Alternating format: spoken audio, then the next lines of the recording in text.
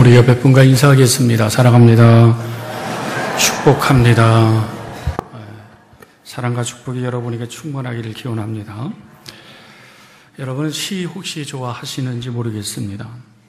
어떤 일은 시나 수필이나 또 역사나 또 전문적인 그런 분야에 좋아하는 성향들이 많이 다르겠지만 사실 이 시나 수필은 어떤 분야보다도 우리 인간의 마음 또 인생의 삶에 어떤 친근감과 공통된 공감을 이룰 수 있는 그런 문학적인 장르 중에 하나입니다. 저도 뭐 시를 그렇게 좋아하진 않고 대학원 다닐 때 한번 시를 좀 쓰라 그래서 시를 몇 번 써봤는데 굉장히 어렵더라고요. 예. 우리가 잘 아는 천상병 시인이라고 하는 분이 있습니다. 이분은 송명희 자매처럼 조금 불편한 그런 모습을 가지고 계시는데 귀천이라고 하는 시가 있습니다. 내용은 잘 들어보신 그런 내용이겠지만 이런 내용입니다. 나 하늘로 돌아가리라. 새벽빛과 닿으면 쓰러지는 이슬 더불어 손에 손을 잡고 나 하늘로 돌아가리라. 노을빛 함께 단둘이서 기슭에서 놀다가 구름 손짓하면은 나 하늘로 돌아가리라. 아름다운 세상 소풍 끝내는 날 가서 아름다웠다고 말하리라. 이런 내용입니다. 물론 이 시를 가지고 노래로 지어서 부른 그런 가수도 있는데 인생을 소풍으로 묘사한 시입니다. 잠시 그냥 즐겁게 소풍 갔다가 때가 되어지면 우리는 돌아가야 될 하늘 세상이 있다라고 하는 겁니다. 그렇기 때문에 하늘 아래에 있는 이 세상에 우리가 영원히 어떤 즐거움을 가지고 이렇게 심취해서 살아가야 될 것들은 사실 아니다. 그래서 해위의 삶에 대한 의미를 전해주고 있습니다. 때가 되어 돌아가야만 하는 우리네의 인생, 잠시 즐거움을 누리기 위해서 소풍 가는 것으로 그렇게 인생을 묘사를 하고 있습니다. 이렇게 해 아래 사는 그 삶의 모양이 사람들마다 다 다를 것입니다. 소풍 가는 풍경을 우리가 보면 과거와 현재 요즘 우리 아이들의 시대에 보면 좀 너무 다른 점이 많이 있습니다.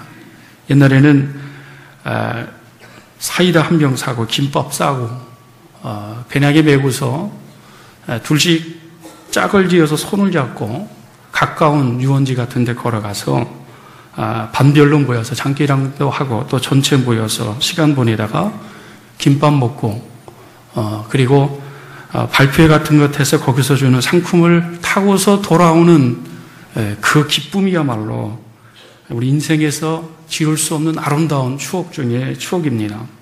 근데 요즘은 관광차를 대여해서 이 놀이공원 같은 데로 많이 가고 그리고 옛날 같은 그런 어떤 추억적인 그런 시간들을 많이 갖지 않는 것이 조금 아쉬운 점이 있습니다.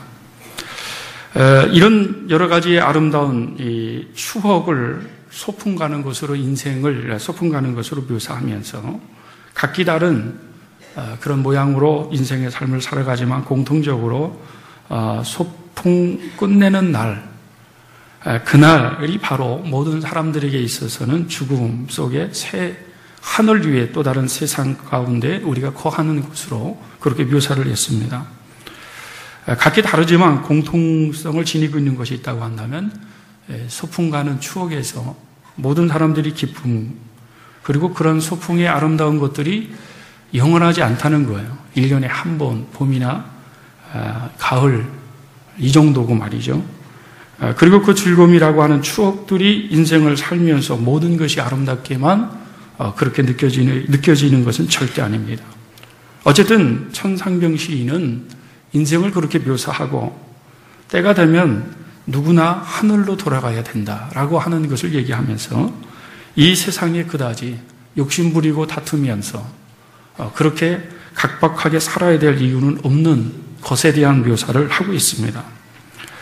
사실 그렇습니다. 우리가 어떤 인생을 살아가든지 누구를 만나고 어떤 가치의 목적을 세우고 살아가느냐 이것이 다 인생에 따라 사람들마다 다르겠지만 그럼에도 모든 그리스도인들에게 공통적인 것 그리고 유사성을 지니고 있는 인생의 모습을 다 가지고 있습니다. 사도 바울도 그리스도를 만나기 전에 자기 자신의 인생의 행복이나 가치나 그리고 목적성 그리고 그리스도를 만나고 난 다음에는 너무 다른 그런 또 다른 인생을 살아왔습니다. 복음 안에 있을 때와 율법 속에 있을 때는 또 달랐습니다. 예수 만나기 전에 율법 안에 있었던 그는 인생에 대한 행복이든지 즐거움 그리고 만족감을 가지고 살지는 않았습니다. 열심을 내었습니다. 열심히 무엇인가를 위해서 쫓아갔고 투자도 했고 시간도 보냈고 다른 사람보다 노력도 했습니다. 그런데도 그가 채울 수 없는 것이 그의 마음과 인생 가운데 늘 잠재하고 있었습니다. 공허함, 그 바울의 마음과 영혼을 붙잡아서 완벽한 것처럼 사람들에게 비치고 행복해진 것처럼 보여져 마치 소풍 가던 날과 같은 그런 모습을 지니고 있지만 실제로는 공고함만이 그렇게 즐거운 그런 추억이 아닌 것을 사도 바울은 시인했습니다. 그러다가 그가 새로운 전환기를 맞이한 사건이 있었습니다. 우리가 아는 것처럼 예수님을 만난 사건입니다. 지금 아그리파 왕에서 자신의 간증을 통해 바울이 어떤 존재고 내가 어떤 이야기로 많은 사람들에게 전하면서 유대 사람이나 하다못해 총독이나 아그리파 왕도 오해할 부분이 있는 것 같아서 변명 아닌 변명의 차원보다도 그리스도의 안에서 변화된 자기 자신의 인생을 간증적인 차원에서 지금 이야기를 하고 있습니다. 예수님과의 만남을 회상하면서 또 다른 과거의 행복, 황홀감이 온몸의 전류처럼 흐르는 느낌을 받는 것 같은 그런 상황에서 자기 인생의 아름다운 추억들을 지금 왕 앞에서 서술하고 있는 것입니다. 이것을 우리가 바울의 간증이라고 하는 말로 표현을 한다고 한다면 사도 바울은 간증을 성경에서 그렇게 많이 한 자는 아니지만 간혹 한 3번 정도 자기 자신이 어떻게 예수를 만났는지에 대한 간증을 했습니다. 그런데 우리가 흔히 하는 간증의 형식을 취하지 않았습니다. 우리는 간증하라 그러면 뭔가 꿈에서 환상에서 특별한 인생의 사건이 있는 것이 곧 간증의 최고라고 그렇게 여기면서 그런 것이 없을 때는 내가 뚜렷하게 사람들 앞에 서서 무엇인가를 얘기할 수 있는 그런 이야기도 없다고 스스로 느낄 때가 많이 있습니다. 그런데 바울은 그런 것을 내세우지 않았습니다. 바울도 평범하게 그지없는 인생의 삶에서 그저 예수님 만나고 변화된 것을 지금 진솔하게 얘기하려고 하는데 그가 취하고 있는 간증에 형식이 있습니다. 자기 자신이 예수 없이 살았던 삶에 대한 것을 먼저 이야기를 했습니다. 4절에 보면 자신이 젊었을 때 어떤 생활을 했는지를 설명하면서 9절에 이어져서 자기는 나사렛 예수의 이름을 대적하여 많은 일을 행하여 대제사장들에게서 권한을 받아가지고 많은 성도를 옥에 가두는 일에 앞장을 섰고 또 이렇게 나사렛 예수를 따르는 사람들을 죽이기 위한 그 일에 자기도 찬성표를 던졌고 심한 박해와 그리고 사도를 죽이는 현장에 있던 자라고 그렇게 고백을 했습니다.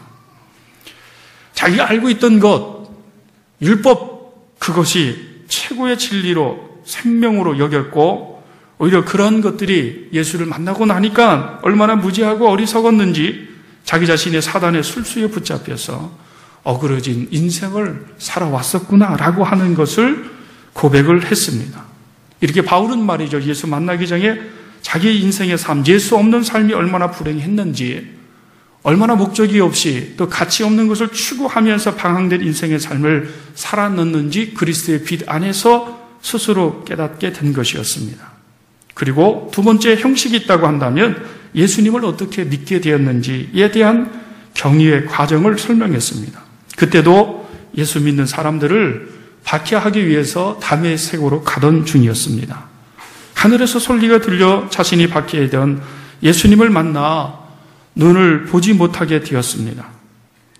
예수님을 만나고 난 다음에 3일 동안 보지 못하고 먹지도 못하면서 그렇게 쇠약한 몸으로 지나다가 아나니아 사도를 만나서 그에게 안수받고 눈을 보게 되어졌고 기력을 회복하면서 또 아나니아 사도를 통해 세례를 받아 사도로 쓰임받게 된 사실이 우리 사도행전 9장 1절에서 18절에 또 나옵니다. 오늘 본문에서는 아나니아에 대한 이야기가 나오지 않지만 사도 바울이 다메섹에서 자기가 핍박했던 예수를 만나고 그 만나고 난 다음에 새로운 그리스도로부터 받은 그 미션에 대한 것들을 얘기한 것이었습니다.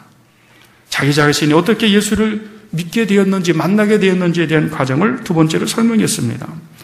세 번째로는 예수님을 만나고 난 다음에 자기 자신 인생에 대한 것들을 얘기했습니다. 자기 자신의 삶이 변화됐다는 겁니다. 소망을, 또 하나님께서 나에게 주신, 그리스도께서 주신 사명이 있었다는 것이었습니다. 이방인의 사도로 보냄을 받은 것이다 라는 겁니다.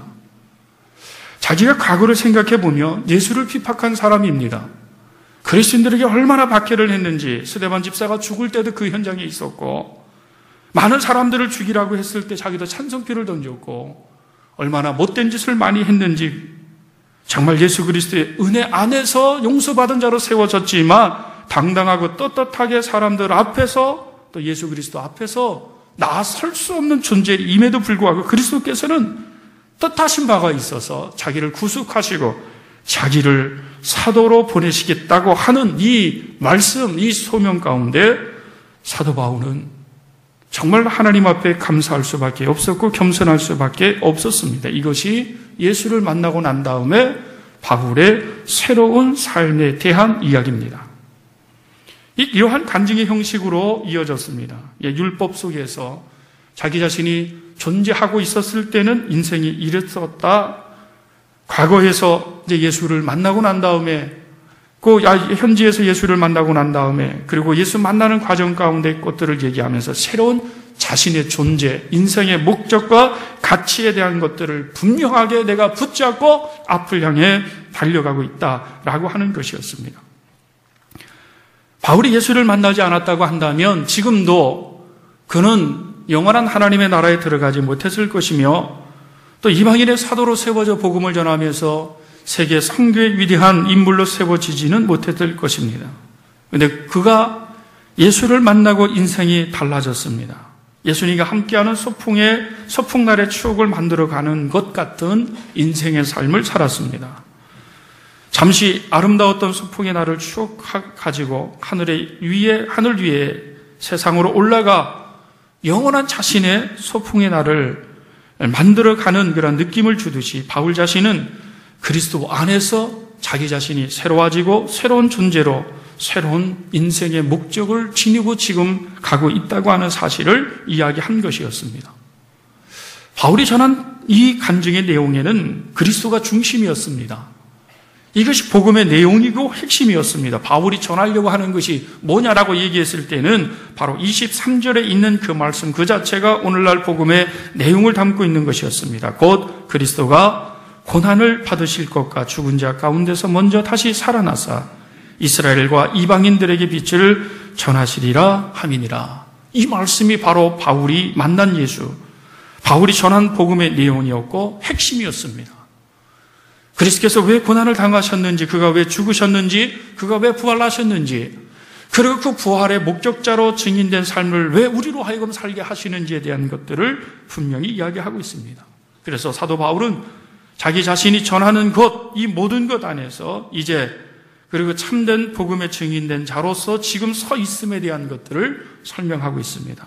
여러분 그렇습니다.